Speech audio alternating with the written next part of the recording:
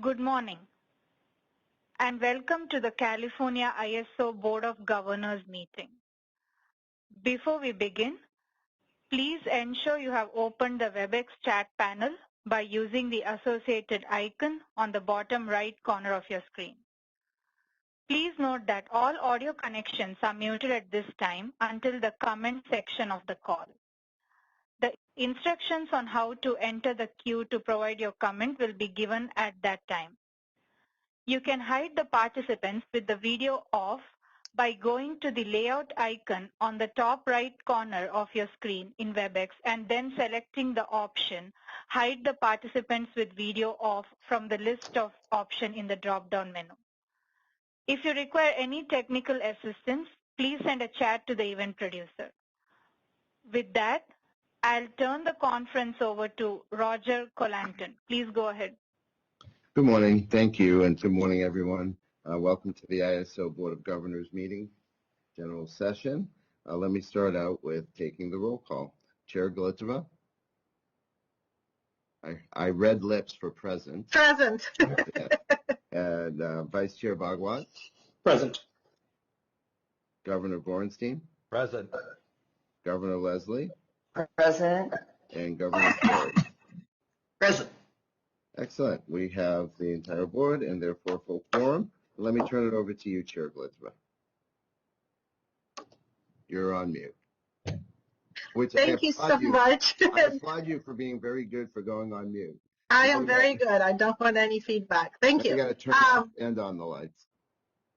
Okay.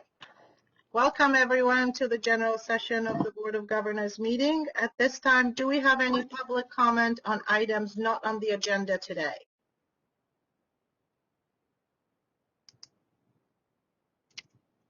Operator, can you please open it for public comment? Sure. Before I give the instructions, I want to remind the panelists to please mute your lines when you're not talking to avoid any background noise.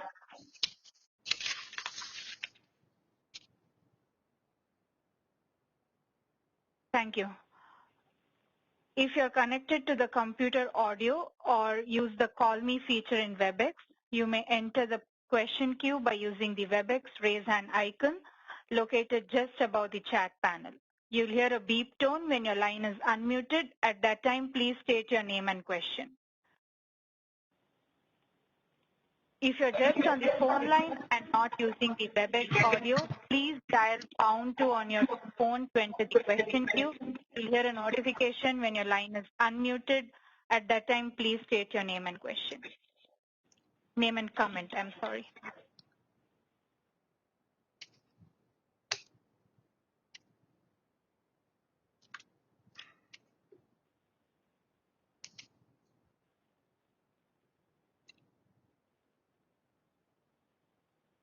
I do not see any callers in the queue. Thank you very much. We're always going to have the option for open comments at the beginning of every board meeting on items not related to the agenda that the board will be discussing. At this time, we can move on to decision on general session minutes. Roger? Thank you, Angelina. I need a motion for the general session minutes.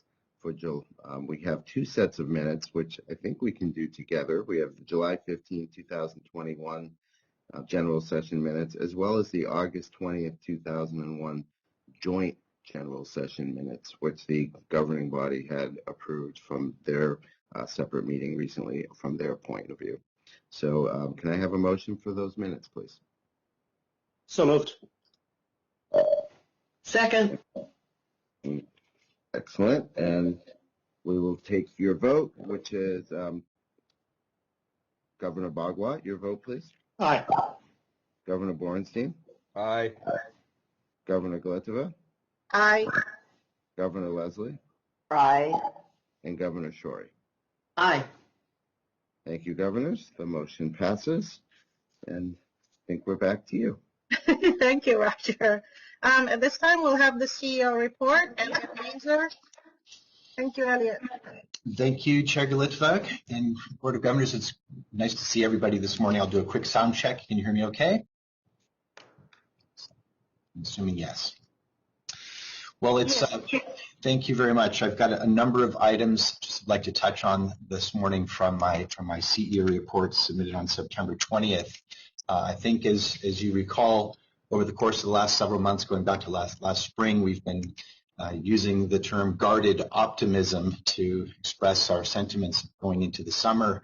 I think as we got closer and closer to summer, that guarded got a little bit more guarded and got extremely guarded back on July 9th when the bootleg fire tripped the 3 of the 4 lines coming out of the Pacific Northwest and really took our grid right to the edge. But we have managed, fortunately, so far to get through the summer with no rotating outages or disruption to service. And just wanted to express thanks to many people really across the West here in California, the ISO, our many operating partners, control center operators, for I think what has generally so far been a relatively successful summer, not without its stress, of course. I think when we look back to July 9th, I attribute a few variables of this summer to being a big difference maker. Certainly the incremental procurement coming out of last summer helped, particularly the batteries and the energy storage resources on the system performed extremely well into the net peak. I think operational coordination within the state with our adjacent balancing authorities, I think made a big difference this year. We were able to anticipate issues and work much more closely together, particularly with our partners in the Desert Southwest. I think, we're all linked together here in our grid, and I think we worked very closely together. And I think the communication coordination with the state agencies and in addition, and also the governor's office made a big difference in giving us access to some additional resources, which ultimately were critical to maintaining reliability during some very stressed periods. I think as we look forward, going, through the fall, we know we're not entirely out of the woods, and I think we've all been very careful not to rattle the grid gods. But as we enter the real sort of high-risk fire season with the depleted hydro base, we still have to be very, very careful, very focused, but certainly encouraged by the performance this summer. I want to just also emphasize with Governor Newsom's emergency proclamation of July 30th that also has given us access to another set of tools, certainly tools that we hope we don't need to use, and if we do use them, we will use them very carefully in line with both an environmental and economic loading order. But I think we've done the very best job we possibly can coming out of the summer and going into the fall of next year. I think it's really important to point out as well for us at the ISO as we think now as we go into 2022, 2023 and beyond and take on the big lift here in the years ahead of us to get the significant procurement ordered by the PUC onto the grid and to make sure that we can successfully navigate the challenges of the retirement of Diablo Canyon 2 and the one-sleep cooling units while restoring our reserve margin. The ISO is going to be just laser focused on our transmission planning and making good transmission information available to the state and to the procurement entities to make sure that we can get those resources on the grid, address our net peak issues, and maintain reliability during this tremendous period of transition.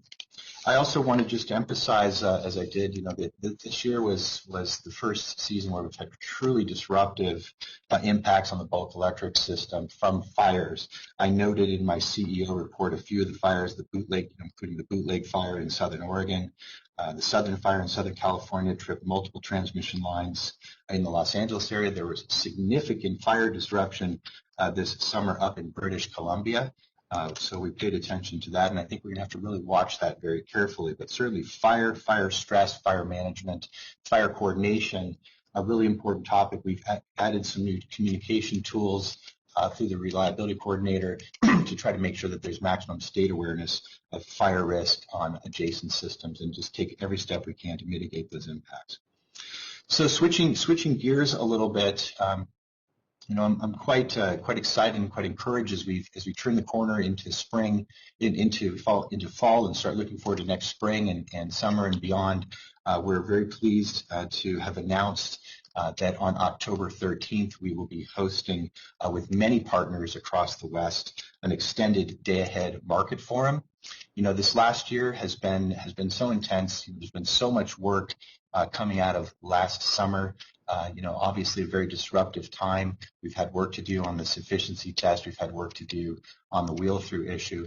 But throughout all of that time, we've tried to really maintain communication channels with our many key partners across the West and to start laying the groundwork for the reinvigoration of the work on the enhanced day-ahead market. We know that that was something that was of significant interest to our EIM partners and many others across the West. And so we're really looking forward to that meeting on the 13th. We are in the final steps now of putting together the agenda and lining up the panelists. We'll have a chance to hear from senior leaders from across the West. We'll have a chance to really dive into some substantive work that's gone on in the past few months, thinking about some of the design principles.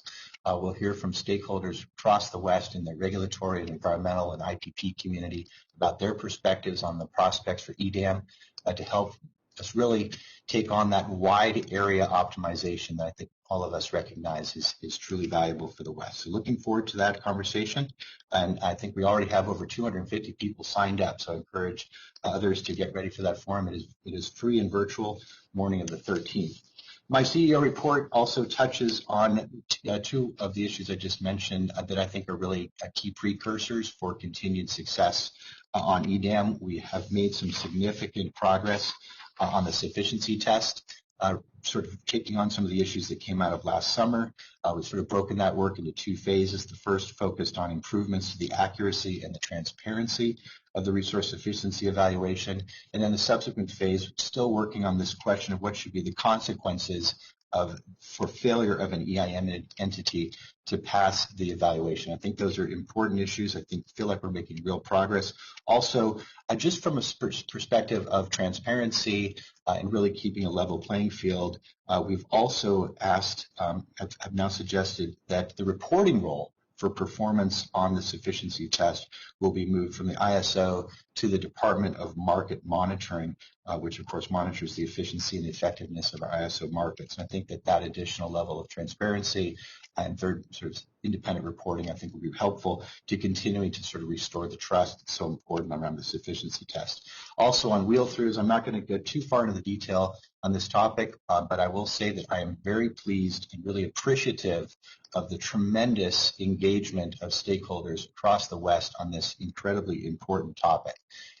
We know how polarizing and disruptive this issue has been for many of our partners, and we are just absolutely committed to taking on those issues. We're excited that we're having some stakeholder groups coming together, independent work teams looking at the different issues, some short-term enhancements that we think we can make in advance of next summer. And then really, we've sort of canvassed the industry, done a lot of outreach, a lot of third-party benchmarking, and I think we're finding from both within California and outside of California a general sense that we should be going right back to sort of the traditional playbook of looking at native load designations and using an ATC methodology, but also having a forward subscription process for our grid. These are tools that are in place at SPP and MISO and at PJM, and of course in all of the jurisdictional utilities with respect to native load designation and open access transmission. So I think we're going to be going back to some basic building blocks there that we moved away from a number of years ago. So I really, really deeply appreciate the partnership there. This is a hard issue. It's one we're absolutely committed to making progress on. And I'll also note just for this summer, we really made a very special effort this summer with our partners in Arizona and New Mexico and Nevada. We effectively operated the grid this summer in effectively a virtual BA type of mentality. We were in constant contact with the folks down in the desert Southwest, looking out for each other and making sure that all of us can keep the lights on during this, important transitional phase. So thanks again to all the folks working on that. Finally, just wanted to mention just a really positive development for us, as we move now into the broader conversations around EDAM, and as we continue to expand the EIM market. I think we mentioned we're just absolutely thrilled to have WAPA Desert Southwest announce its signing of an implementation agreement for 2023. Just a tremendous development. We're going to continue to enhance and scale up our stakeholder engagement and customer experience function capabilities. And so I was just super pleased to have the opportunity to promote Joanne Serena, who had been serving as our executive director of customer service and stakeholder affairs, put her in a new VP position for stakeholder engagement, customer experience. She'll be reporting directly to me. It's a tremendous opportunity. It really opens up Stacy Crowley, who will be serving in a new position of Vice President of External Affairs, to remain responsible for state, regional, and federal government affairs and corporate communications and public relations, and for Joanne to oversee all aspects of customer service, customer onboarding, readiness, and training. And she'll also, I think, do a fabulous job building on the ISO's tradition of highly inclusive engagement with stakeholders on market design and policy development. So couldn't be happier than to have Joanne join our team. Strong new voice. And it's just a very, very intense period, lots of work going on. Just going to continue to try to deliver excellent results for our partners here in California and the broader West, and just appreciate all the partnerships and look forward to really important discussions this fall. So that's all I've got. Thank you very much, and back to you, Chair Gillespie. Thank you so much, Elliot. This is really great, and congratulations to Joanne Serena and to the whole team. We have kept the grid gods happy. Hopefully we'll keep the fire gods happy as well, working together with our partners across the West. Very much looking forward to the forum on EDAM, and please sign up for that. It should be interesting and very informative. And with that, we'll move on to our next speaker. Very happy to introduce the chair of the governing body, Anita Decker, for the report. Thank you, Chair Galatova. So good morning, everyone. My voice is going to go today. So good morning, Chair Galatova and governors. I'm speaking today on behalf of the Western Energy Imbalance Market governing body. And we had our general session on September 8th.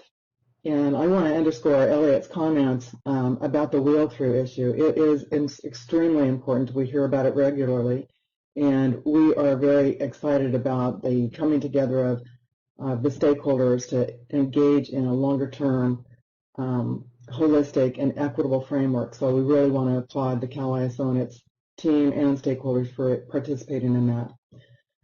Oregon PUC Commissioner Lee Tatani, chair of the body of state regulators, updated us on the BOSSER activities. They recently held a training using game-based market simulation on the wholesale market that was provided by two professors from Stanford University. Letha let us know they were able to black out the whole West Coast in the simulation. And the other thing that she talked quite a bit about, was closely following the resource sufficiency evaluation enhancements that will come before the joint boards later this year. Pam Sperberg from Portland General Electric, chair of the Regional Issues Forum, reported on the update to the changes to the RIF charter that were adopted September 1st by the RIF body. They will experience a number of changes in their liaisons as we get towards the end of this year, and there is a call for liaisons who are interested in working in the stakeholder sectors for the RIF, and they're asking for those nominations by October 1st. The governing body unanimously approved in its advisory capacity to the Board of Governors the governance document changes resulting from the adoption of the GRC Part 2 recommendations pertaining to the implementation of the joint authority. The governing body further noted in a separate motion that to most accurately reflect the GRC's final recommendations, that Article 5, Section 2 on advisory committees of the Cal ISO bylaws should also be amended. The proposed change would ensure that future advisory committees that are established to address matters related to joint authority or governance of the EIM would be jointly established by the Board of Governors and the governing body. And Roger Collinton can address additional information on what would be the next steps based on the motion from the governing body. Yeah, did you want me to go ahead and do that at this time? You can either do it now, or on the agenda is for the Board of Governors is the Part 2 recommendations. So perhaps to give folks a chance to look at that section, we can maybe wait until they're going through that, if that works. That's fine. I'll do that when I introduce that matter. Thanks. Okay. Additionally, the governing body approved the CalISO's proposal for the creation of EIM sub-entity scheduling coordinators in the Western Energy Imbalance Market. This is an important enhancement that enables utilities within a BA to settle load and non-participating resources in the imbalance and imbalance energy directly with the CalISO. This enhancement is also important for the participation of PSCO, so Public Service Colorado, should they sign a participation agreement in the future. And we further advised the CalISO to proceed with any FERC filings necessary to implement the proposal. We received the Western Energy Imbalance Market update on benefits. So Q2, $132 million, which brings the total benefits for the imbalance market to $1.42 billion. Q2 had a lot of benefits, primarily because we had 6 balancing authorities come into the energy imbalance market, and then we also had the heat through June. As part of the resource sufficiency enhancements, I want to strongly endorse that the DMM providing the oversight of the reporting, and the DMM would also be providing reporting to the Western Energy Imbalance Market as well. So we are very happy to see that move. So again, good thinking on Elliot and his team's part. And just as an update on the governing body market expert, we currently have a survey out that's been sent out for stakeholders to provide input, and we're asking for input around expertise and qualifications, work product, and engagement with stakeholders. It went out on the daily briefing, that the CalISO's daily briefing, and also is posted to the GRC Stakeholder Initiative page. That survey closes October 1st. And that concludes my report, and I'm happy to respond to any questions. Thank you so much, Chair Decker. Any questions from the board? Thank you. We appreciate all the hard work and look forward to working with you, and also very excited about the DMM having a wider role. So thank you, and look forward to continuing to work with you together. All right. Thank you. Okay. Chair Gletova? Yes. I do plan to stay online, so I'm going to mute and go off video, but if I'm available, if something comes up later. Fantastic. Thank you so much. Next item, decision on consent agenda. Roger Collington. Thank you, Chair Gletova. So we have on the consent agenda today the market participant category of Western Energy Imbalance Market sub-entity, and this was approved under the primary authority of the EIM governing body, and again is now on the board's consent agenda, which if the board votes it through, the motion is passed and approved, and if there's any questions, the board has the option always to pull it off the consent agenda. So at this point, I think we should check if there's any public comment on the matter, and if there is no public comment, then I can go ahead with the motion. So operator, can you check for public comment, please? Sure. As a reminder, if you're connected to the computer audio or use the Call Me feature in WebEx, you may enter the question queue by using the WebEx raise hand icon located just above the chat panel. You'll hear a beep tone when your line is unmuted. At that time, please state your name and comment. If you're just on the phone line and not using the WebEx audio, please dial #2 on your phone to enter the question queue. You'll hear a notification when your line is unmuted. At that time, please state your name and comment.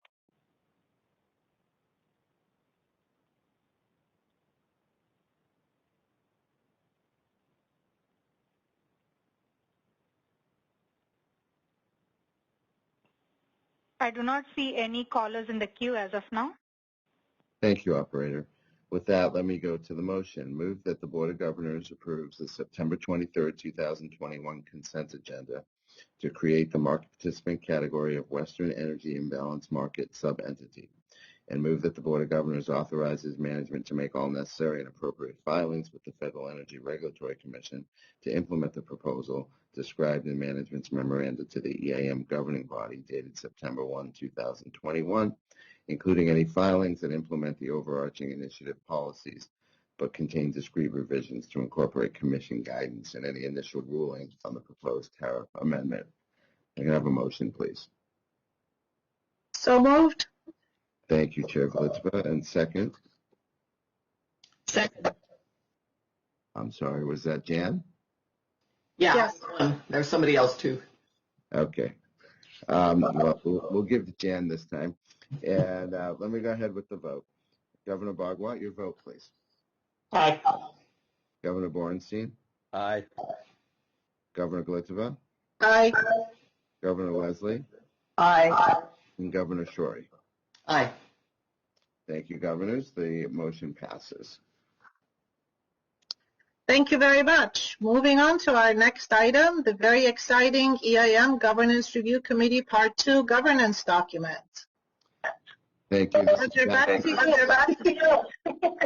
It is back to me. It is back to me. Thank you. So So we need to mute myself. yourself. Multiple forms.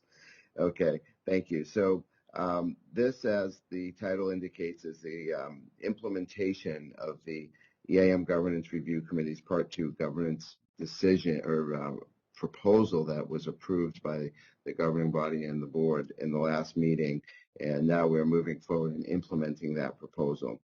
As Chair Decker noted in her EAM governing body chair report, when the EAM governing body had approved the governance documents, or had, shall I say, provided their advisory opinion for the governance documents, they also noted at that meeting that they would recommend that the board make an additional change to the bylaws in order to allow for a joint authority process under certain circumstances when the board is seating an advisory committee that relates to the EIM governing body governance or to joint authority.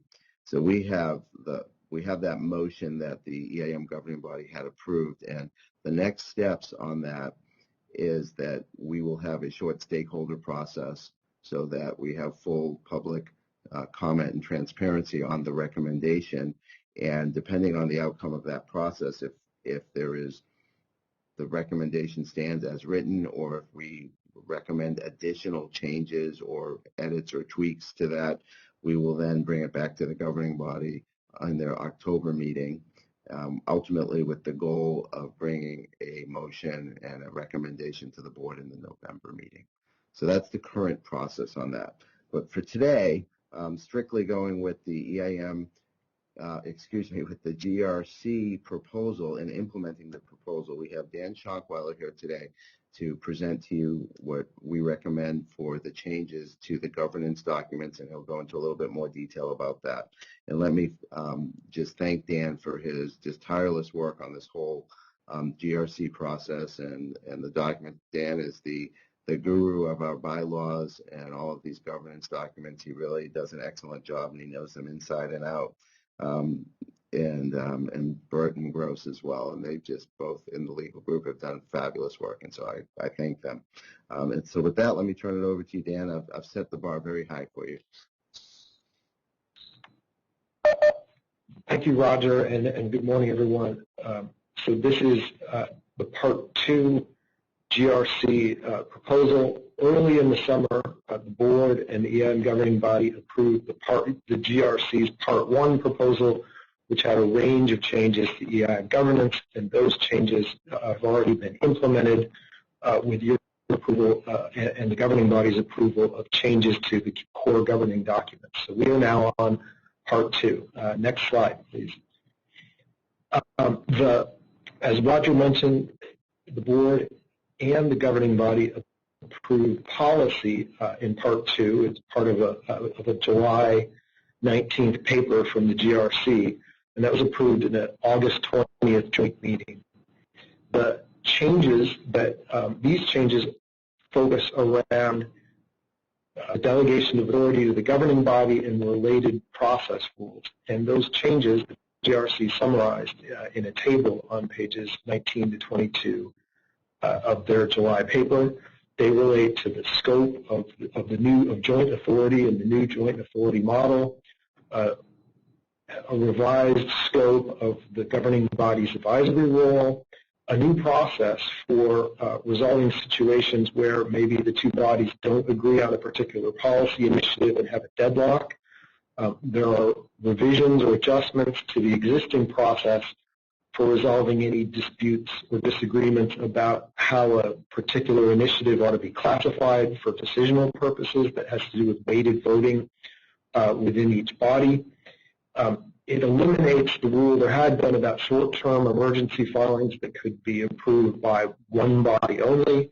And finally, there are rules about notice and special voting rules to ensure the durability of this delegation of authority, that it won't go away. Next slide, please.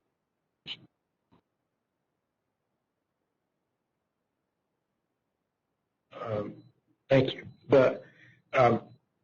So management is seeking the board's approval of a set of proposed changes that you were provided in Redline and that have been posted.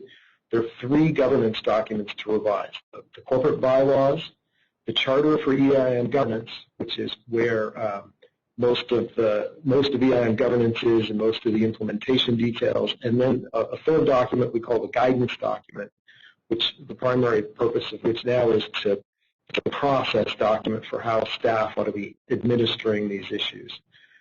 The changes to these governance documents require board approval, and the EIM governing body voted to recommend approval of these proposed changes, in addition to recommending the further bylaw amendment that Roger discussed. Next slide, please.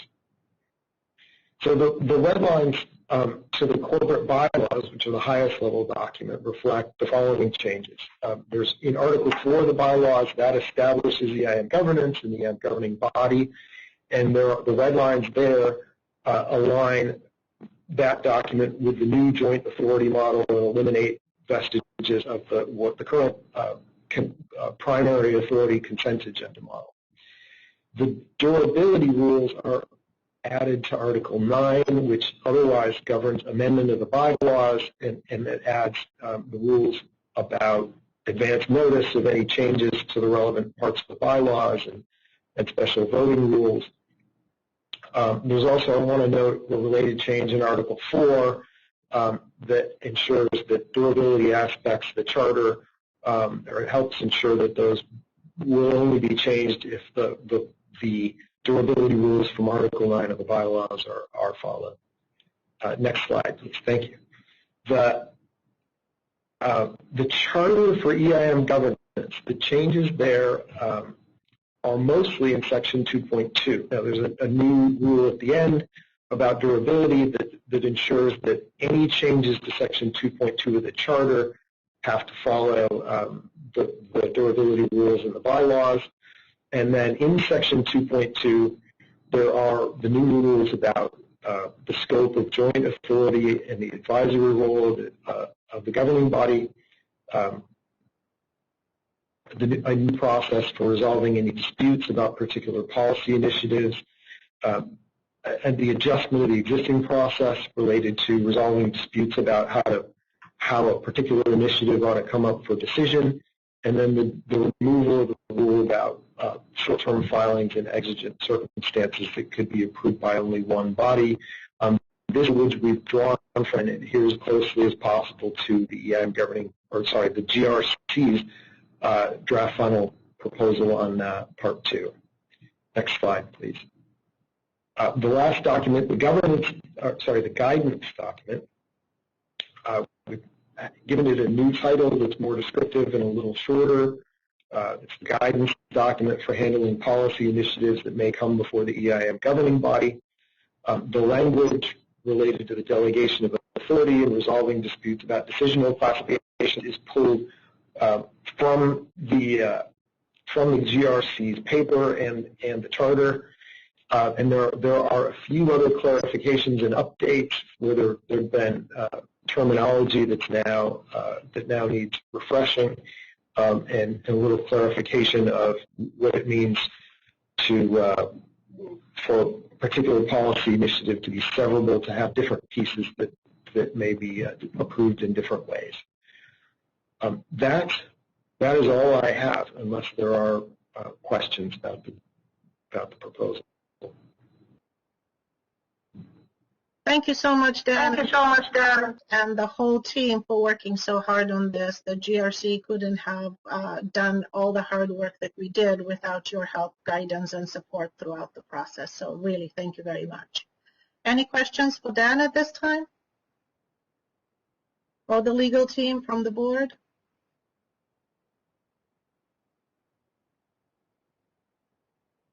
Okay. We already heard from the EIM governing body and Anita Decker. Do we have any public comment at this time? Operator, can you please check if there's any public comment on the EIM Governance Review Committee Part 2 governance documents? Sure. As a reminder, if you're connected to the computer audio or use the Call Me feature in WebEx, you may enter the comment queue by using the WebEx raise hand icon located just above the chat panel. You'll hear a beep tone when you're unmuted. At that time, please state your name and comment. If you're just on the phone line and not using the WebEx audio, please dial #2 on your phone to enter the comment queue. You will hear a notification when your line is unmuted. At that time, please state your name and comment.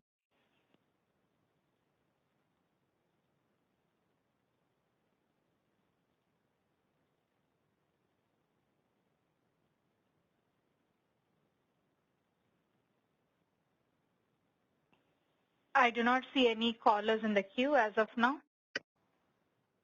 I believe we are ready for a motion at this time.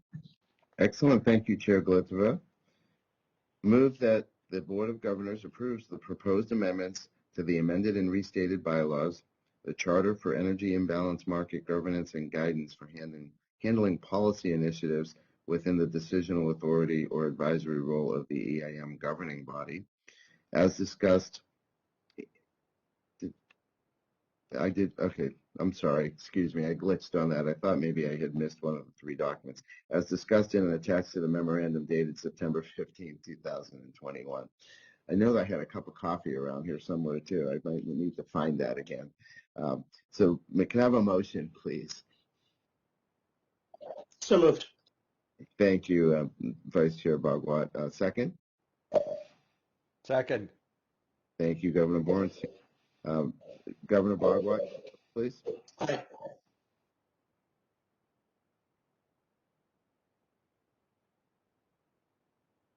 Please. Aye. And Governor Shorey. Aye. Thank you, Governors. The motion has passed, and I will drink my coffee now. Thank you so much, Roger. Thank you, everyone. This was a very important item, and I am glad that we have it in place. Moving on, decision on conditional approval to extend existing reliability must-run contracts for 2022. Jeff Billington. It's Neil Miller here. Oh, sorry. Neil, oh, no. Hi, Neil. Good morning. No, thank you. Yes, Jeff will be walking through the presentation, but before Mr. Billington walks through that, I just wanted to provide a few upfront comments because there are a few different discussions on related issues. So just for a point of clarity, the decision item that Mr. Billington is bringing forward is our annual approval that we're seeking as part of our annual process for moving forward with continuing reliability must-run designations for the next year.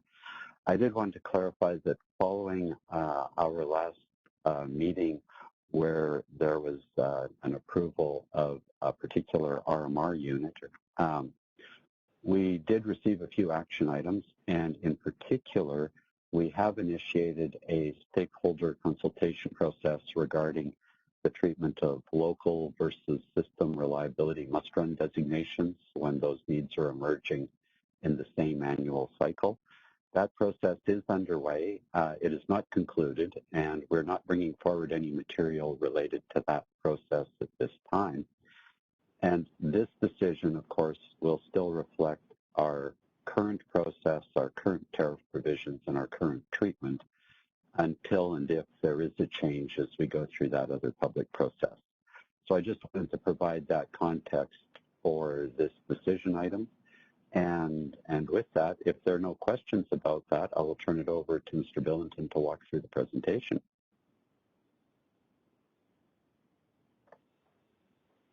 Okay, well, thank you. And Mr. Billington? Oh, and I have to apologize. I think Mr. Billington was having problems with video access today, so I think we'll just be hearing from him. Thanks. Thanks, Mr. Miller. Good morning, Chair Glipa and members of the board. As indicated, I will be presenting the decision item on the conditional approval to extend existing reliability must-run contracts for 2022. Next slide, please. Conditional approval to extend certain reliability must-run contracts for 2022 is being sought today. The reliability needs in local areas and system-wide, determined through the ISO studies, has identified the need for certain resources under current reliability must-run contracts being required, and the resource adequacy capacity from the specific units have not been contracted by a load-serving entity. Next slide, please. Based on the schedule of events, each September conditional approvals are sought each year at this time, with letters for reliability must-run extensions or terminations to be sent to the resource owners on October 1st. The process takes into account the preliminary resource adequacy showings made by local serving entities by September 15th related to current reliability must-run resources. With the timing of the board meeting this year, the preliminary resource showings have been reflected in the current recommendation for the extension of current reliability must-run resources. Next slide, please. The extension of the reliability must-run designation contracts for local needs for 2022 are recommended for Oakland Units 1 and 3 and Greenleaf number 2 cogen. With the addition of new resources in the Santa Clara sub-area, Channel Island Power is no longer required to meet the local area reliability needs. However, it is required to meet the overall system reliability need. In addition to the contract extension for Channel Island Power, reliability must-run designation for system needs for 2022 are also recommended for Midway Sunset cogen units and Kingsburg cogen. Results of the reliability must-run contract extensions will be brought back to you at the November board meeting. And in addition, the ISO will not be executing a reliability must-run contract for the Agnew power plant, as it is now under a resource adequacy contract. And that concludes the presentation.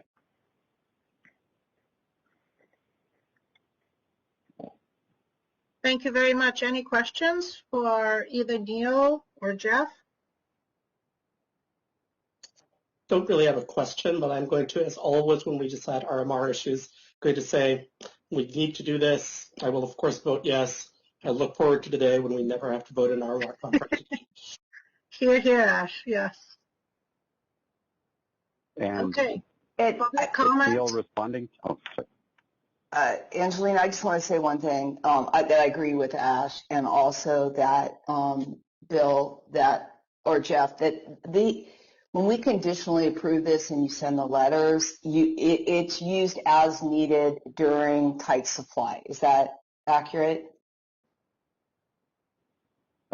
It's Neil here. I could take a shot at responding to that. That the conditional approval really only covers the period until October 1st. We're asking for conditional approval today, and assuming those units do not go under an RA contract between now and the end of the month, we will be notifying them that they are under an RMR. The RMR agreements are being extended for next year. So the conditional approval today is strictly because we're not asking for approval at this moment.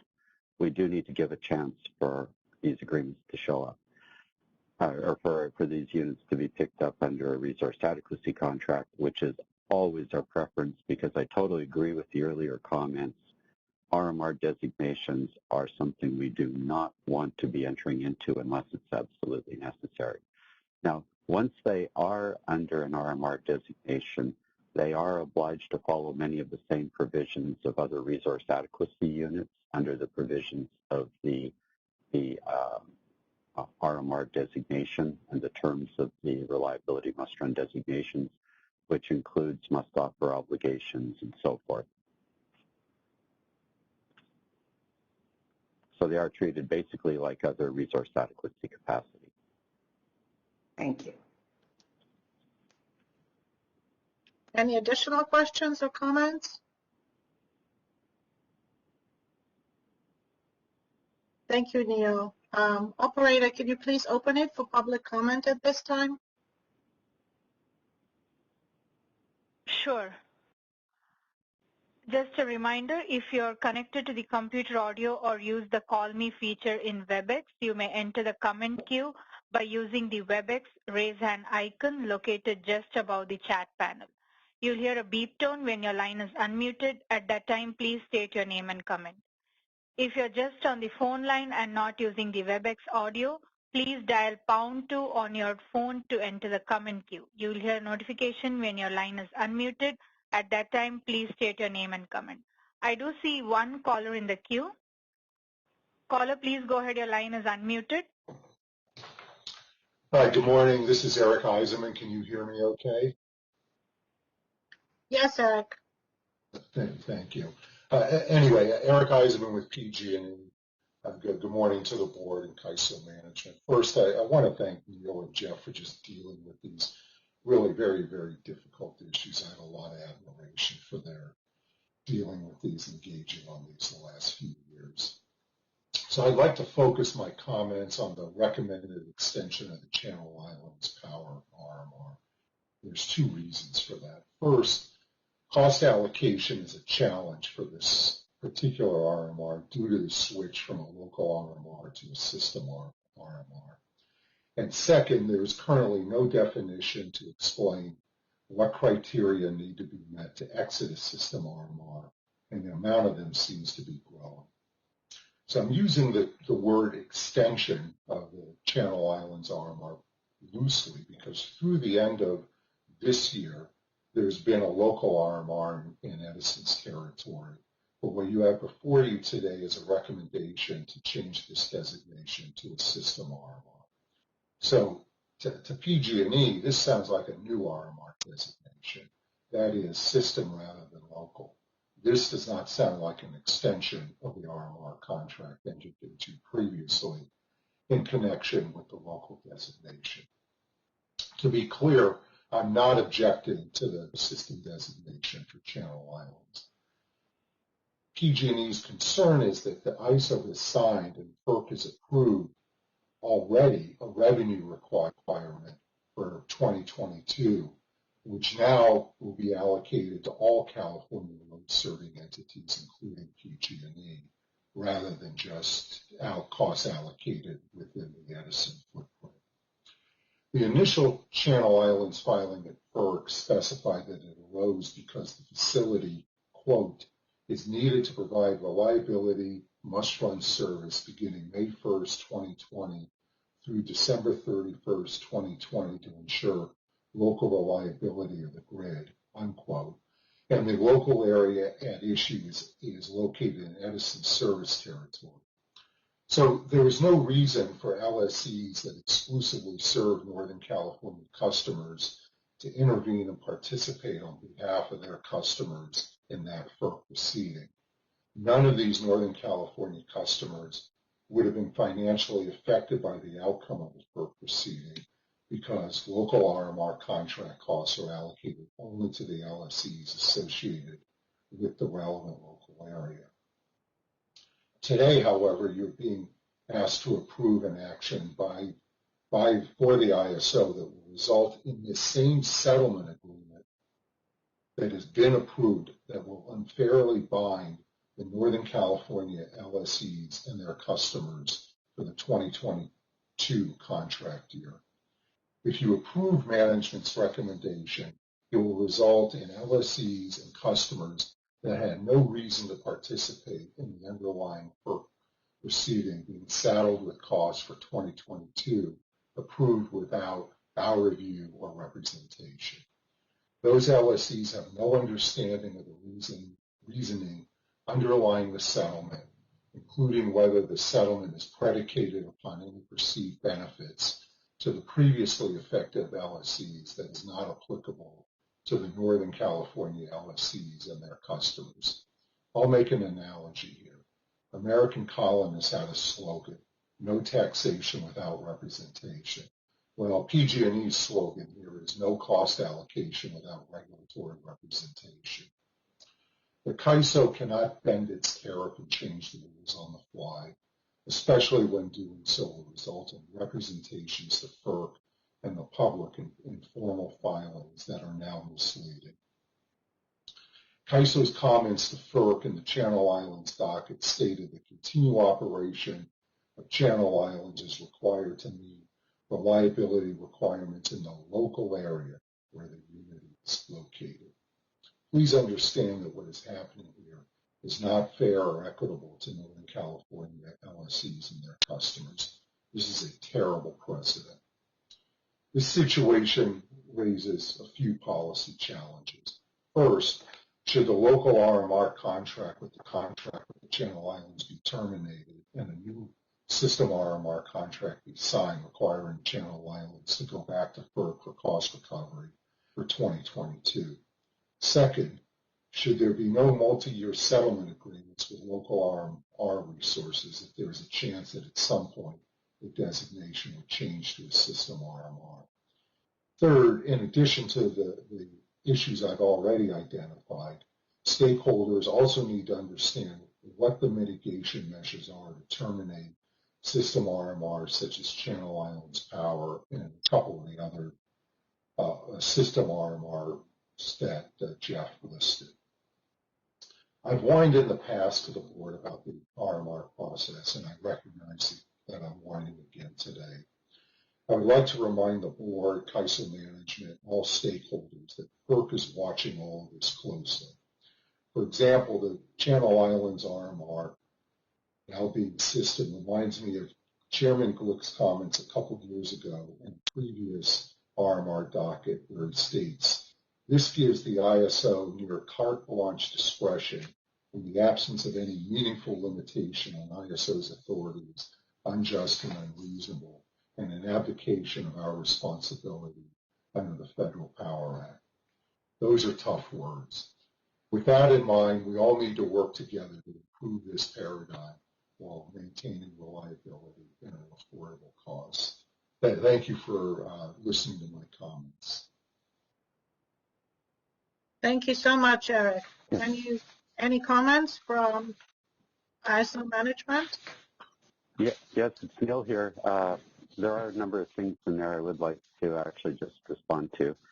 As Mr. Eisenman knows, the Channel Island RMR designation occurred before we entered an era of needing to rely on system reliability must-run.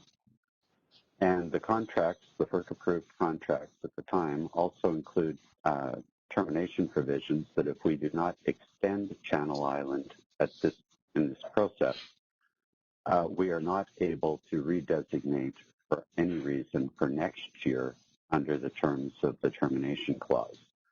So we do have the awkward requirement of either our choices are either to extend based on the new need or to let the unit go and enter next year without this resource. The latter is particularly unpalatable given the other steps we're taking to maintain necessary system capacity, including pursuing additional extensions through once-through pooling compliance requirements and also extending other system RMR agreements. So these are the circumstances we're in. We certainly agree that the system RMR requirements are not where we want to be, and And I believe it is crystal clear to industry that what it takes to get out of system reliability must-run designations is for new capacity to be built and added to the system. And that, as Mr. Mainzer indicated in his opening comments, that is where we're putting a great deal of focus on getting the necessary upgrades in place and resources connected to the grid to get out of system RMR and these other emergency measures. And so it's pretty clear what the mitigation is and what's required. So I do agree, though, that there was not an opportunity at the time, going back a number of years, to when the Channel Island rates were settled with FERC for PG&E to participate. But they are FERC-approved rates that were considered just and reasonable at the time. And like I said, we have to, our objective here is to get out of having system RMR designations, not to get distracted with revisiting unduly terms of system RMR designations. We want to get out of the process, not divert resources from interconnections to continuing to refine these processes that we don't want to be in the first place. So I think those are the main points I wanted to touch on. I would look to see if there are any questions, though, from the Board of Governors or you, Chair Galidova, that we could help with. Thank you very much, Neil. And since you invoked our CEO's name, could Elliot Mainzer please let us know if he has a comment on the issue as well? Thank you, Chair Galidova. I think Neil just did an excellent job of summarizing my key points. I think Vice Chair Bhagwat's comments as well, and I wanted to really acknowledge Eric's comments today. At the end of the day, I think we all recognize that the ongoing RMR designations are a symptom of a broader problem structurally with our collaborative approach to resource adequacy in California. We need to continue working with the regulatory authorities and with the load-serving entities to be on the same page with respect to what the requisite needs for both local and system reliability are. The coming to terms with the fact that while we engage in the transition to decarbonized grid, we still have some level of dependence on natural gas on our system, which is part of the conversation here. And we just need to be clear-eyed and focused to get out of this situation where we end up battling with each other around RMR as opposed to solving the long-term RA challenge in California. So I really appreciate Eric's perspective. I know it's shared by others, and we're absolutely committed to working with all of our partners to get out of this situation. So thank you. Can I just... So much. Yes, Severin. Yeah, so I want to make sure I understand Eric's point here. So this was originally brought under RMR as a local RMR, and there was a process, and PG&E and Northern California entities did not participate because it wasn't going to be charged to Northern California. And now that same unit is being retained as a system RMR unit, and the charges are then would be applied system-wide. And Eric, is your argument that the process here is really inadequate, because if that was going to happen, we should have revisited this in a way that PG&E had an opportunity to participate? Or are you going beyond that and saying, had that happened, we would have objected and said this is a bad plant or contract, or we have reason to argue that this actually should not be retained as an RMR unit?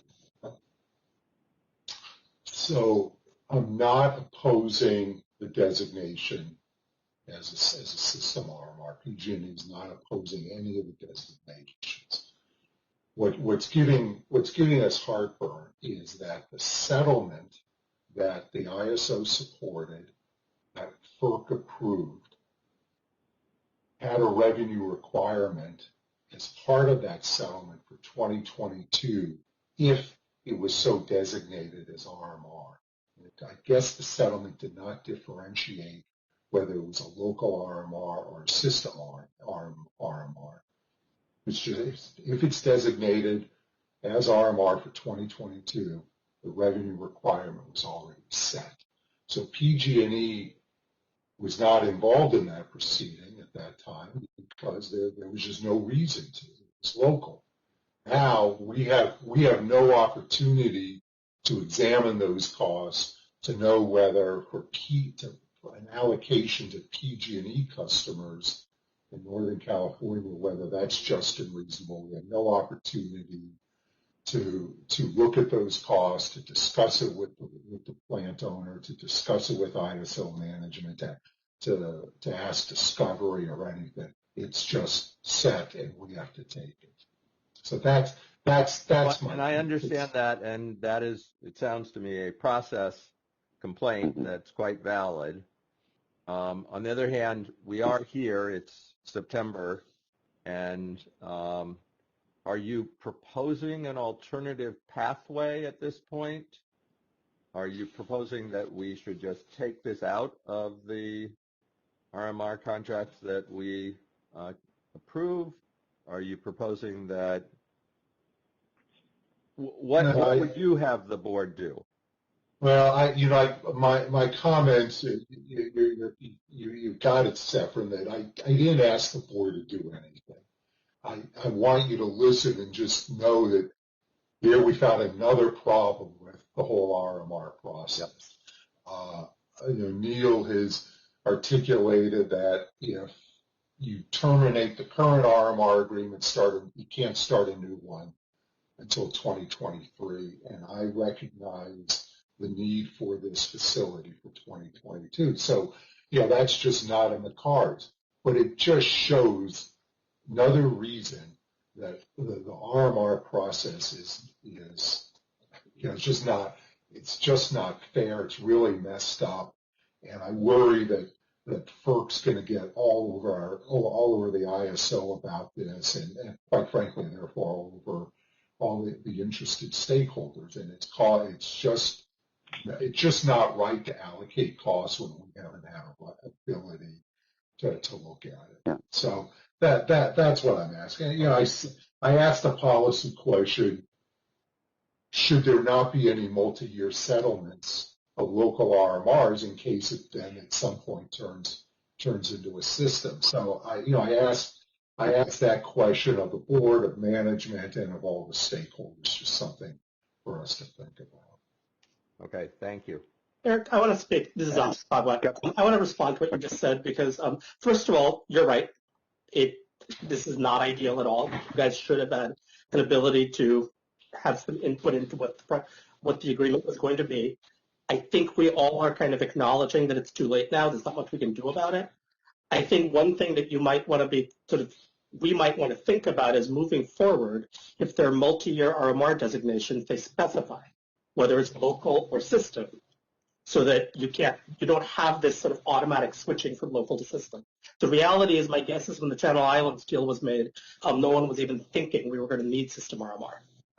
But now that we know that we're in this situation, we need to be more careful about how we draft those settlements. Yep, I agree, and I would note that the Midway RMR, which also has a conditional approval before you today, was designated originally as a system RMR. There's a proceeding going on at FERC. Settlement discussions are ongoing, so that one we know is system. And I was also really pleased to hear from Jeff, and this was reported to PG&E earlier, that the Agnews plant, which you designated earlier in the year as a local RMR, there is now an RA contract for 2022. That's really great news, but that particular resource could come back up a year from now, so we'll see. So, thank you for your comments. It's just what's happened is just not fair, and I think that's my main point. And we'll just move on and look forward to future engagement on all these issues, including the ongoing initiative that Neil mentioned earlier.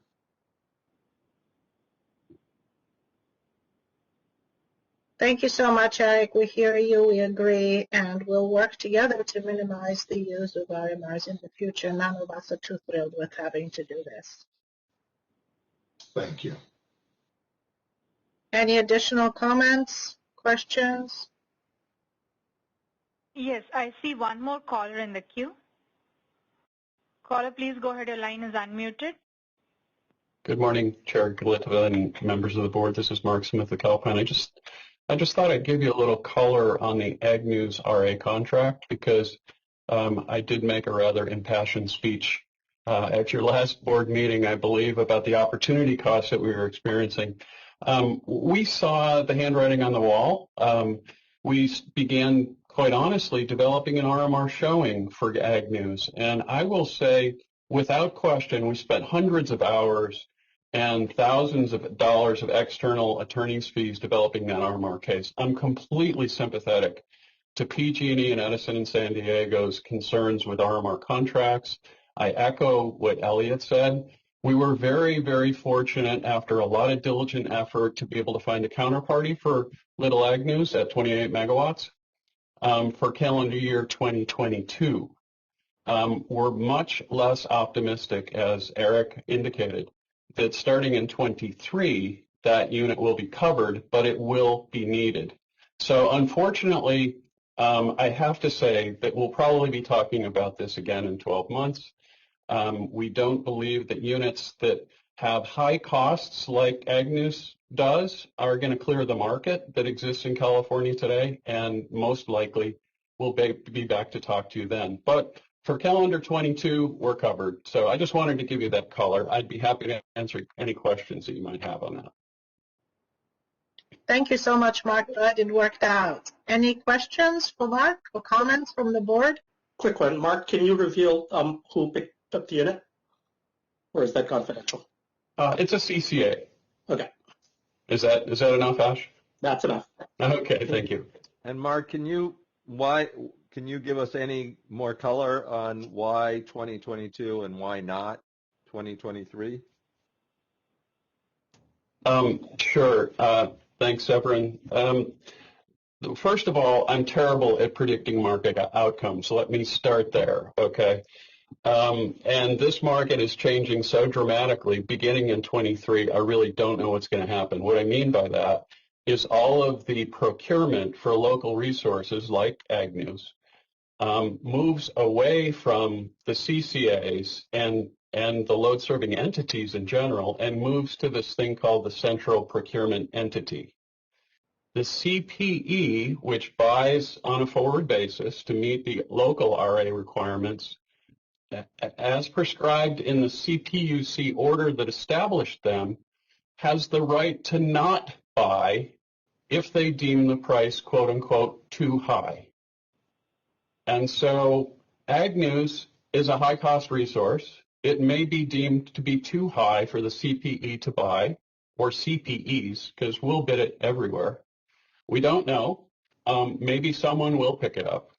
But as I said, we're less optimistic about 23 and beyond. That's the step change that's occurring in 23. Great, thank you. Okay, great. Thank you very much. Any additional questions or comments from the public?